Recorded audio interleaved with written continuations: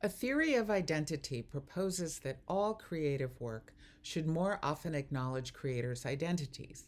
In museums, information about the artist is often displayed. In design, I think identity should be discussed with the goal of erasing the universality myth. After a 2016 response to zero nominated people of color in the major acting categories, the Academy diversified voting membership and branding. The website The Undefeated states, since 2012, the Academy of Motion Picture Arts and Sciences has partnered with artists to create custom Oscar statuette art in advance of the Academy Awards.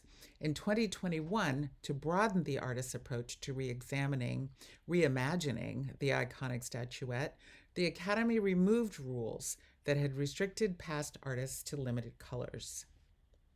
The site continues, 2021's theme was Bring Your Movie Love, meant to celebrate film's power to connect, educate, and inspire storytelling on a global level. The Academy invited 7 international artists to reimagine the statuette.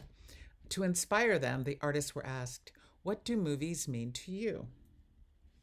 Ellen Wanjiru wrote in the blackfilm.com website, self-taught African and Korean American artist Michelle Robinson was born an identical twin in Seoul, Korea, and now lives in Los Angeles. The use of rich and bold colors in Michelle's reimagined statuette makes the viewer feel included and represented. The Oscars website says the artwork demands a momentous conversation between itself and the viewer concerning self-empowerment, identity, community, sexuality, freedom, and the human condition. The same website reports that Tammy Coker connects most to movies that reflect the work of Black artists depicting the Black experience. Coker said, "That's why I wanted to make the Oscar statuette Black, to honor all the Black actors, writers, directors who've really done a great job telling our stories." Print Magazine reported that the invited artists represent a range of design disciplines and backgrounds. Coker's Oscar statue, for example, has nods to his Nigerian heritage. Tammy Coker, the designer with Nigerian roots, talked most openly about his work's connection to his heritage and identity, specifically Blackness. He related it to his experience of seeing Black people in films. It is not clear whether the other illustrators and designers brought up their heritage less in their interviews or if it was reported less. The Oscars A-Frame website describes another of the illustrators as born in China, raised in Portland, Oregon, and based in New York City. Shauna X has been communicating through art since she was a child. "I believe my work is visceral, driven by emotional nuance and the intangible," she says. The Oscars website describes Petra Eriksson as born in Stockholm and based in Barcelona. She took a journey via Dublin and Malta on her way to becoming an illustrator. Notably, there is no elaboration on how her country of origin or time in other places influences her work. Avenue magazine reports, for 2021, Avenue has tapped Swedish illustrator Petra Eriksson to create the covers of our print edition. Now based in Barcelona, she produces original artworks for clients such as The New Yorker and The New York Times. This description mentions her heritage in passing. Eriksson represents diverse women in this series, but her own identity is not discussed. To move forward from our current conditions, I think everyone's identity should be considered, from making through viewing. On the left is an albino woman, an identity rarely represented in popular visual culture. I would like to know why Eriksson is fascinated with diverse representation.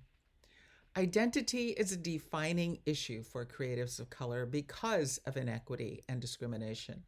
The fact that a white Swedish illustrator lived in different countries is noted more casually than Tammy Coker's Nigerian roots and specific interest in promoting Black culture and aesthetics. People who have been left out of the visual landscapes as subjects and creators are acutely aware that their representation has been missing. Even though Erickson's illustration on the right is related to Art Deco or early mid century modernizations of traditional tribal art from countries in Africa, her work is not described that way.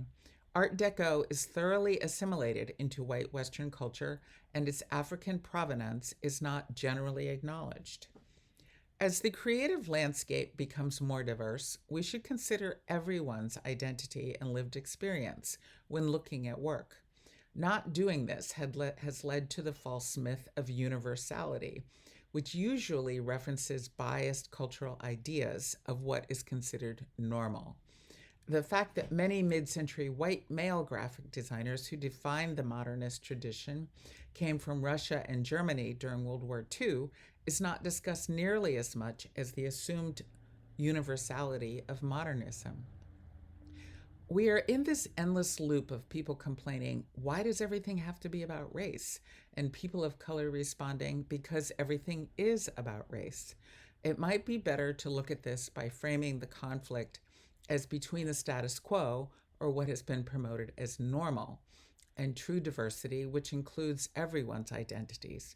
We all have similarities and differences, but racism and other kinds of exclusion make some identities more advantageous.